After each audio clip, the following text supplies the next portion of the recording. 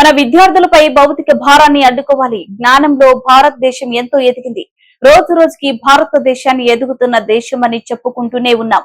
కానీ భారతదేశ విద్యా వ్యవస్థలో చిన్న పిల్లలపై అధిక బరువు ఉన్న పుస్తకాల మూటలు ఏమిటో నేటికి అర్థం కాని స్థితిలో తల్లిదండ్రులు ఉన్నారు. విద్యాలయాల్లో విద్యను అభ్యసించే చిన్నారులు భుజాల బరువు మోయలేక కాయలు కాస్తున్నాయి. ఎందుకంటే యాజమాన్యాలు పుస్తకాలను ఎక్కువగా వినియోగించడం అనేది ఒక నిత్య దినచర్యగా మార్చేశారు.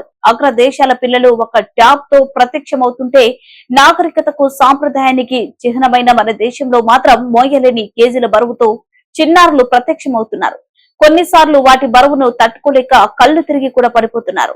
ఎందుకు దృష్టి సారించకూడదు? అధిక బరువుని స్కూల్ బ్యాగ్ల రూపంలో మొయ్యనివ్వకుండా ఒక్క ట్యాబ్ లో విద్యను చెప్పటం మన దేశంలో సాధ్యం కాదా? వీటి మీద దృష్టి సారించాల్సిన అవసరం ఎంతైనా ఉందని విద్యావేత్తలు సూచిస్తున్నారు.